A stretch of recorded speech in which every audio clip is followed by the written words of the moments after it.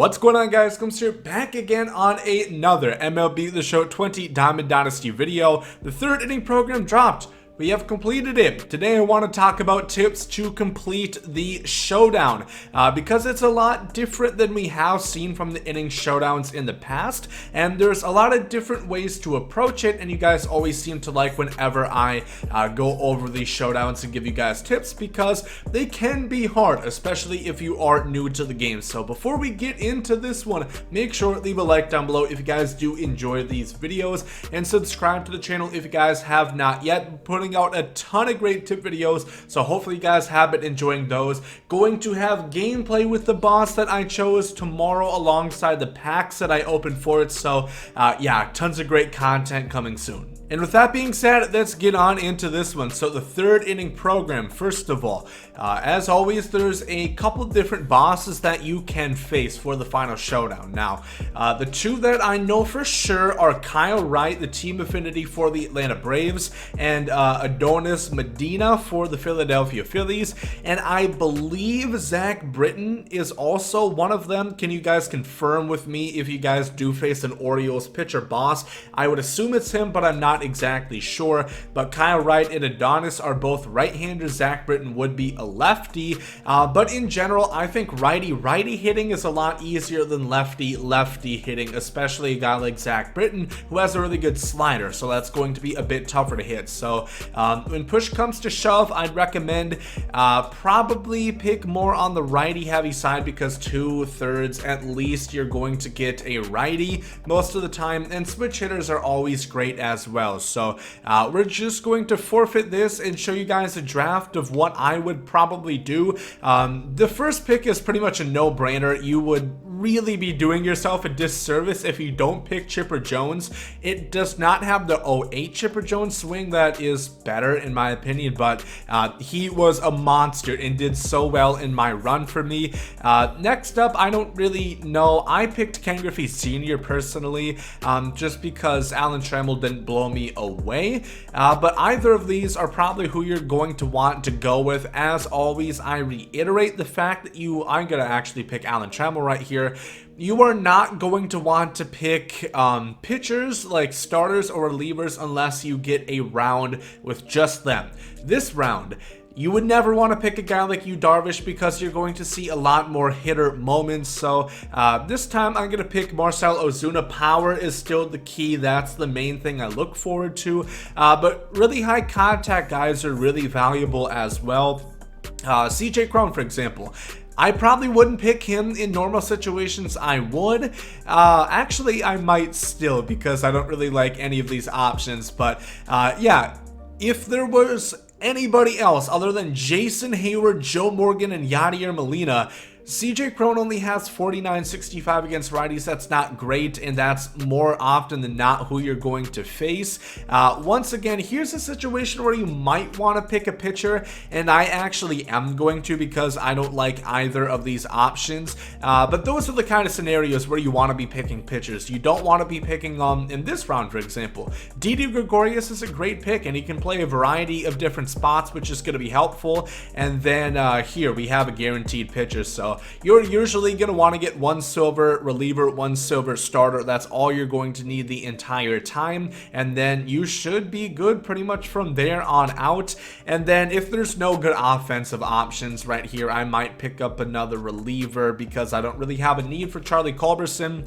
As far as perks go, I always recommend inner piece is great, jump start is really good, clear for takeoff, that's about exit velocity, which is probably going to be about as important as anything else. And then heart attack and defibrillator. You never want something that has to do with innings unless you have to take that, because it's not going to help you in a mini boss or a final showdown or any of those situations. So that's what we're going to work with. We are going to just take a look at what all these moments might look like. The first key thing, there's only one mini boss, which is weird. This one is going to be on veteran. You're always going to face Bruce Sutter on veteran difficulty. You're going to be down 3-0. I think you have a runner on second base and 9 outs to work with. So you know Bruce Sutter, he's going to be a right-hander. Plan accordingly. So if you have a bunch of good lefties, probably move them higher up in the order to be prepared for it. And as always, I've said this a million times, but I'm gonna say it again if you don't know.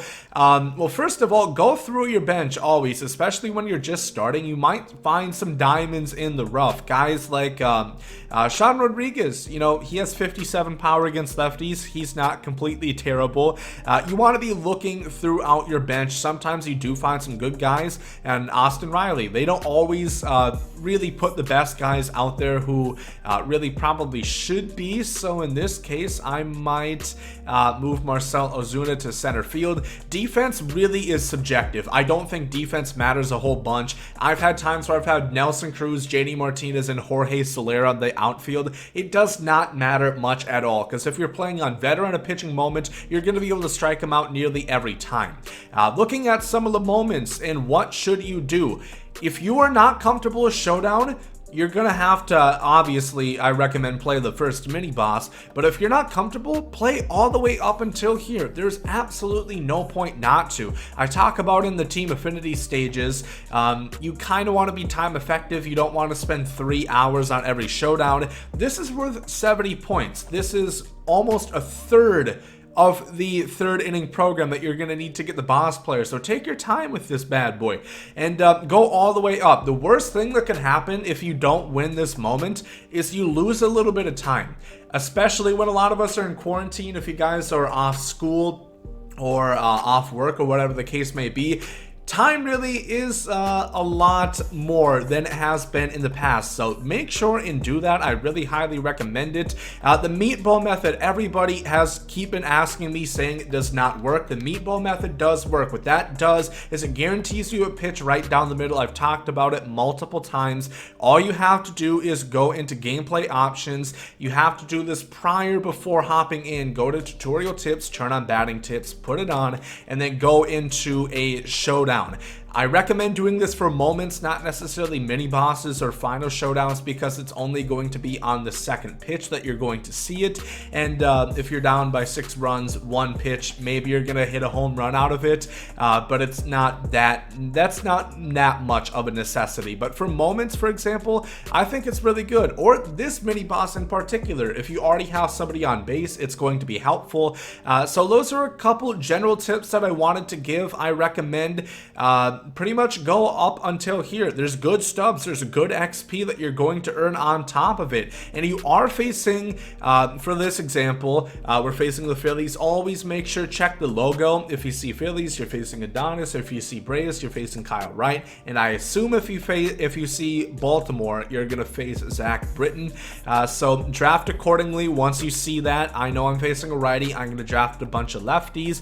But now that we've gotten that out of the way, we're gonna hop into the final showdown and give you some more tips hands-on. And here we go for the showdown. So here's what I'm talking about. So once you see that prompt, make sure just press X to continue. And then this pitch is going to be a guaranteed fastball right down the pipe. As always, it's going to freeze, or maybe it's not a fastball right there, but it is still right down the middle. You can still move your PCI. Sometimes you do get a bit early, and I completely messed that up. It takes a little bit of practice, but once you get it down, it's going to be a lot better. And always make sure, check what pitches he has. I'm facing Adonis. He has a sinker as a primary. This is not online play. Forget everything you know about online play and how people pitch. Consider how people pitch offline, how the computer pitches. They're not going to throw sinkers at your neck like somebody might do to you online, but since it is his primary pitcher, he is going to throw it a lot, and he's usually going to throw that pitch inside to you more often than not. He has a slider and a sweeping curveball, so he has 2 pitches that are going to move horizontally, so he has a good pitch mix. And you also want to be prepared if he is going to be a high velocity pitcher, and take your damn walks if they do come. That's the biggest thing I can tell you. We didn't quite get all of that. It is a good okay. Sometimes you are going to notice some really frustrating things with Showdown, whether it be they're making spectacular plays despite having 20 fielding, or you'll hit something that maybe should not be a good okay. I've mentioned this before. The biggest thing you can do when that happens is just calm down. It's not the end of the world. until it is. I've seen things happen. I've lost a showdown on a pickoff before. Trust me, I was livid when that happened, but especially in an early situation like that, there's still 19 more outs to go. Just keep it one at bat at a time. And often, of course, I skipped right ahead to the end. Obviously, you're going to want to play some moments and get some quirks, get some perks, especially once you get the ones that have like defibrillator, the ones that help you out in 2-strike counts. I oftentimes just won't swing until I see 2 strikes on the count, because there's no point. You are going to hit better with 2 strikes, which is going to help you out immensely, obviously. And you're also going to have a much higher chance of working a walk, which is the big thing about Showdown. The way that you win more often than not is you get base runners on, and then you cash them in with big home runs that clear the bases. That is the name of the game to Showdown. I swung at a bad pitch right there. It's a little bit hard to focus while I'm giving you guys tips. I hope you guys understand that I would never swing at that pitch if I was not multitasking right now. And then also, especially, this is something that I'm kind of noticing again right now because I was playing some other stuff on higher difficulties online. Always take a few pitches, even if it's kind of down the middle. Adjust to the pitch speeds of that specific player and the new difficulty that you are going to be playing on. Remember, this is on All-Star. Even if you play All-Star online, if you are in, I guess, like the 500s, for example, All-Star online pitch speeds are not the same as All-Star offline pitch speeds. So remember that going forward, and just take a few pitches, get comfortable, see what you're going to be looking at so you can start timing your pitches. You're going to see the same guy the entire run, so you might as well get familiar. And the last bit of advice I'm going to give you, once again, I apologize for this abhorrent gameplay. I got an hour and a half of sleep last night. I am basically a zombie right now. But a big thing I want to tell you is if you have runners on base, especially if you're in a clutch scenario, don't swing at the low balls. If it's a breaking ball down low in the strike zone, and if you can take a strike, take it. A lot of times, I think almost 50-50 times, when you get a perfect ground ball down in the strike zone or even a bit below the strike zone, you oftentimes get out, which is very frustrating. It is what it is, unfortunately. So just take that into consideration. Wait for the pitch that you want. Usually middle of the strike zone or up is what I look for in showdowns. And always just take in mind what situation is at hand. If you need a fly ball to get a sacrifice, start your PCI low and work upwards, so you're more than likely going to get a fly ball and get that runner in. And that's going to do it for my third inning program showdown tips. Hopefully these did help you guys out. If you guys are still struggling, please let me know down below in the comment section. I'll be glad to give you guys any more advice I can, because there are some other stuff that I didn't mention because I didn't want this video to be like 20-25 minutes long, or I mentioned it in previous videos. But yeah, hopefully these do help you guys out, and hopefully you guys are going to be able to get a lot more progress done on the third inning program to get towards your boss. So if you guys did enjoy this one, make sure to leave a like down below. Thank you all for watching. Hope you guys have a great day. There goes episode.